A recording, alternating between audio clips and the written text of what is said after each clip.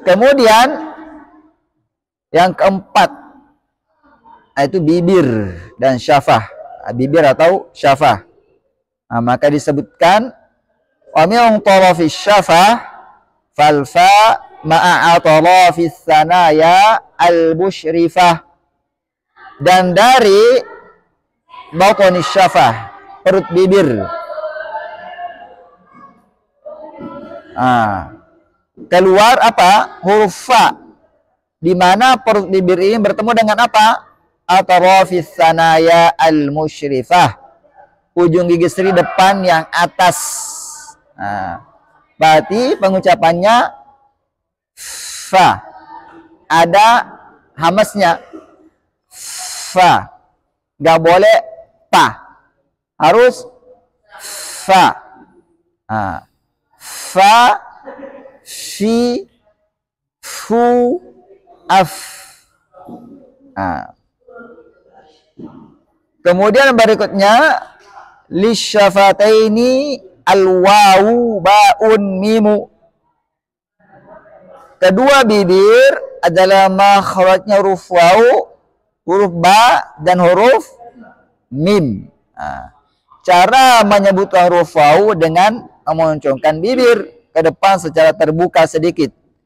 Sedangkan huruf ba dan mim hanya dengan merapatkan kedua bibir tanpa memoncongkannya atau tanpa membuatnya manyun ke depan. Maka pengucapan huruf wawu wa, ui, u, au. Jadi sedikit monyong ke depan. Wa, wi, u, au. Kalau huruf ba, bi, bu, aba. Kemudian huruf mim, ma, mi, mu, am. Baik.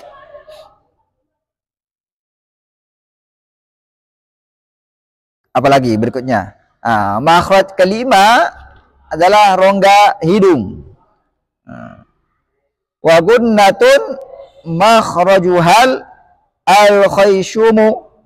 Makhraj sifat dengung adalah rongga hidung. Sifat dengung ini adalah sifat yang senantiasa menyertai huruf nun dan mim yang disebut dengan dengung atau bahasa Arabnya gunnah. Makhrajnya di mana? Rongga hidung. Berarti ketika kita menyebutkan huruf mim dan nun, kalau hidungnya ditutup, bunyinya pasti tidak sempurna karena makhraj dengungnya kita tutup, kita sumbat. Contoh, ini sempurna. Ma, mi, mu, am. Ma, mi, mu, am. Bagus kadang-kadang? Enggak, karena makhrajnya kita tutup. Contoh lagi nun. Na, ni, nu, an. Nah, sekarang kita tutup makhrajnya, bunyinya pasti nggak bagus. Na, ni, nu, an. Karena makhrajnya disumbat atau ditutup. Baik. Nah, sekarang kita pindah ke makhraj cabang. Makhraj cabang adalah makhraj huruf yang keluar dari dua makhraj atau berulang antara dua huruf atau sifat. Sebagaimana akan diuraikan berikut ini. Yang pertama, huruf hamzah yang ditashil. Hamzah yang diucapkan antara hamzah dan alif. Kalau dalam riwayat Hafs ini cuma satu yang sangat kentara tulisannya, yaitu a'jamiyun. A'jamiyun, nggak boleh dibaca hamzah keduanya dengan tahqiq atau dengan hamzah yang sempurna tapi harus dengan a'jamiyun. Ada lagi tashil yang lain di tiga kata yang menjadi mad lazim atau disebut dengan mad farqi, yaitu Allahu, al-ana, dan al-zakarain. Itu. Kemudian yang kedua, huruf alif yang dibaca imalah. Itu huruf yang dilafalkan condong dari alif ke ya. Itu dari fathah ke kasrah. Nah, dalam riwayat Hafiz ini cuma satu, yaitu kata majriha. Kemudian yang ketiga, huruf shad yang dilafalkan bercampur dengan suara zai dalam bacaan Imam Hamzah. Nah, seperti kata as-sirata dibaca az-zirata. Tapi harus diketahui bahwa bacaan ini tidak boleh atau tidak terdapat dalam riwayat Hafs. Riwayat yang kita baca tidak boleh kayak gitu. Ini hanya pengetahuan bahwa ada makhraj seperti itu. Ada huruf yang bacanya seperti itu. Nah, kemudian dan Imam Al-Kisai. Nah, seperti kata qila dibaca qila. Wa idza qila lahum. Nah, tapi ini bacaan ini tidak boleh dibaca dalam riwayat Hafiz, riwayat yang kita baca. Ini hanya pengetahuan bahwa ada bacaan seperti itu. Nah, harus diketahui apabila dalam bacaan Hafiz baca seperti itu, maka otomatis bacaannya salah total. Baik. Kemudian yang kelima, huruf alif yang dibaca tebal setelah huruf-huruf tafkhim seperti qala. Alifnya di mana? Setelah huruf qaf. Huruf qaf itu tebal atau tipis? Maka alif setelahnya ikut tebal. Qala. Kemudian yang keenam, huruf lam yang dibaca tebal pada lafaz Allah atau lafzul jalalah. Apabila huruf sebelumnya berharakat fathah atau dhamma. Kemudian yang ketujuh, huruf nun yang diikhfakan. Seperti kata minkum. Nunnya kan nggak nampak. Kalau nampak dia izhar. Seperti minkum. Itu salah. Karena dia nampak. Namanya izhar. Bukan ikhfa. Maka di sini kata yang nampak disebut dengan ikhfa. Bacanya minkum anta. Baik. Sampai di sini pembahasan kita. Penyempurnaan harakat. Penyempurnaan harakat nggak apa-apa, kita lanjut. Berapa? Masih lama nggak itu? Sudah berapa menit?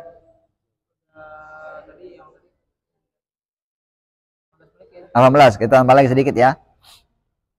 Nah, penyempurnaan harakat. Qala al-alamah al-muqri Syihabuddin Ahmad bin Badaruddin Ibni Ibrahim At-Tibi Asy-Syafi'i Ad-Dimashqi Al-Mutawaffa sana 979 rahimallahu ta'ala fi manzumati al-musamma bi al-mufid fit tajwid. Ini namanya, nama singkatnya kalau kita singkat, Imam Syihabuddin At-Tibi. Dia berkata, wa kullu mu'min falay yatimma illa bi dhammi syafataini dhamma. Dan setiap huruf yang berharakat dhamma maka tidak sempurna penyebutannya melainkan dengan membulatkan bibir sebulat-bulatnya. Ini baru ada pengaruhnya di bibir, yaitu harakat dhamma. Maka ketika ada harakat dhamma diucapkan dengan bibirnya monyong ke depan atau manyun atau moncong ke depan. Sama ini bahasanya. Kemudian wadun khifadhi bin khifadhin lil fami yatimmu. Pengucapan harakat kasrah namanya inkhifadh. Wadun khifadhi bin khifadhin lil fami, dengan merungkan mulut atau rahang bawah, maksudnya dengan pengucapan harakat dengan merungkan mulut atau rahang bawah. Kemudian wal maftuhu bil fathi ifhami, dan pengucapan kata fathah dengan membuka mulut, pahamilah tiga hal ini. Apa tadi? Dhamma dengan memoncongkan bibir, kemudian kasrah dengan menurunkan sedikit rahang, kemudian fathah dengan membuka bibir atau mulut. Dibukalah. Ente nggak bisa buka fathah coba sebutin A tanpa buka bibirnya. Ah, baik. Kemudian idil hurufu in takun muharrakah yashrakuha makhraju aslil harakah. Karena setiap huruf yang berharakat itu menyatu dengan makhraj asli harakatnya.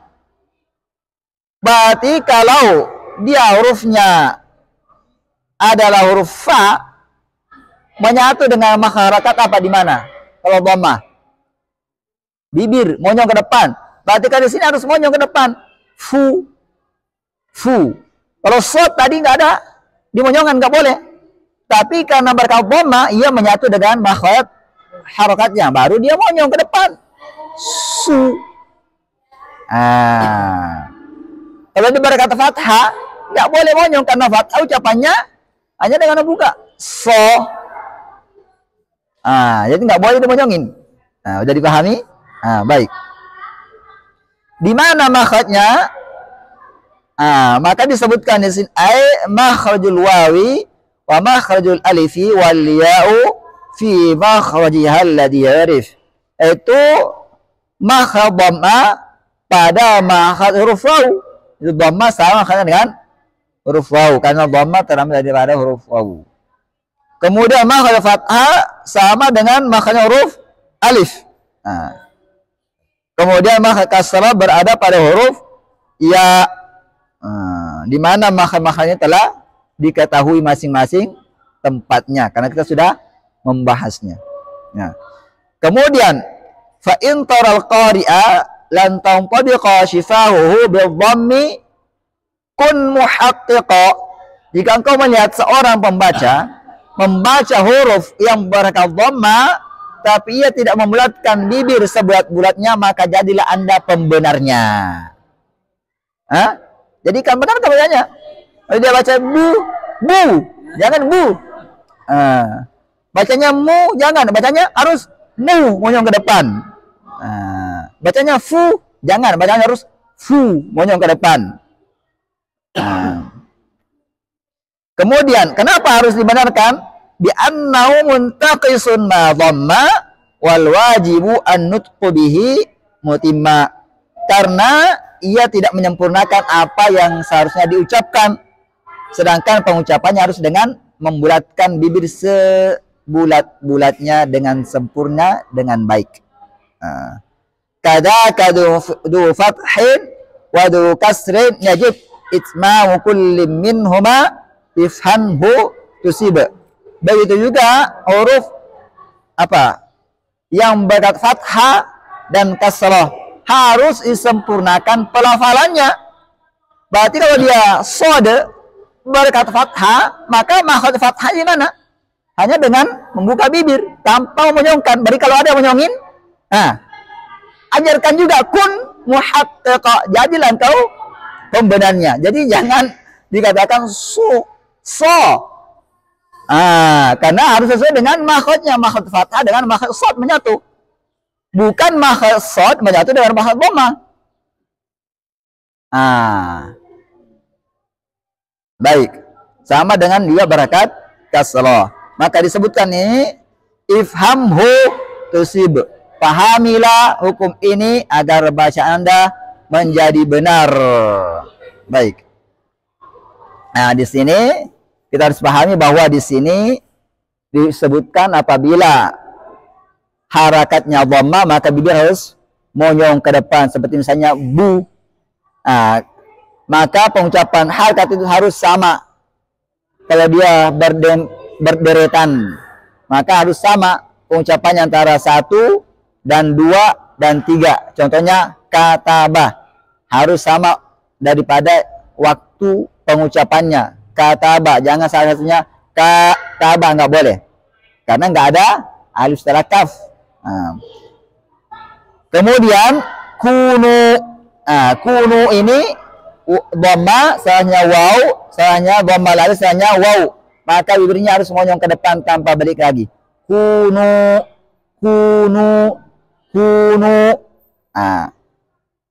Kemudian berikutnya kata tubetum. dhamma, kemudian sukun, dhamma lagi, kemudian sukun. Dan ini bibirnya harus balik. Karena huruf sukunnya bukan huruf waw. Maka bacanya tubetum. Tubetum. Nah. Kemudian harus, ini ada peringatan, ketika dhammanya berdempetan atau berderetan 4 huruf atau 5 huruf, maka bibirnya jangan dibalikkan dari moncongnya. Contoh, la yahzunuhumul faza'u.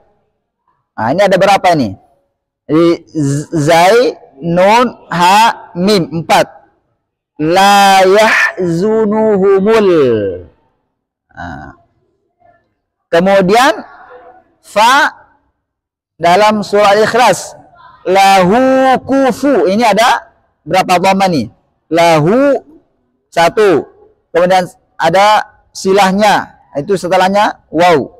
Kemudian kaf, dhamma lagi. Fa-nya dhamma lagi. Tapi di sini fa-nya harus diperhatikan, harus dari awal makhrajnya. Lahu kufu. Kufu. Karena kalau bukan dari awal makhrajnya itu namanya menyup seperti kufu. Itu salah karena dikeluarkan bukan pada makhrajnya. Jadi harus lahu kufuwan. Nah, baik. Kemudian apabila setelahnya ada dua dhamma yang berdampingan atau berderetan, tapi yang kedua berhakat dhamma juga artinya, dan dia tasdid, maka bibir harus isyarat balik ke huruf pertama, yaitu huruf yang dimasukkan, yaitu sukun pertama. Karena bertasdid itu adalah dua huruf yang digabungkan menjadi satu. Yang pertama sukun, yang kedua berharakat. Maka di sini bibirnya balik karena huruf yang disukunkan itu tidak berharakat dhammah. Nah, contoh wa yamudduhum. Muddu asalnya mudedu. Kalau kita rinci asalnya. Maka dal ini enggak apa? Enggak berharakat dhammah, dia sukun, maka dia balik muddu wa yamudduhum. Nah, begitu juga dengan sayakulusu. Di sini ada asu. Sebelumnya adalah lu. Sayakulu. Dan di sini ada yang kedua ada dhamma. Di mana dhammanya? Sin. Kemudian sinnya bertasdid. Kenapa? Karena lamnya sukun. Dimasukkan ke sin. Menjadi apa? Hukumnya idgham syamsiyah. Nah, maka di sini harus menampakkan sukun, bahwa asalnya sukun bukan dhammah, maka balik. Sayakulusu. Nah, bukan sayakulusu. Nah, sayakulusu. Nah, baik. Sama penyebutannya tubetu. Sampai di sini pembahasan kita.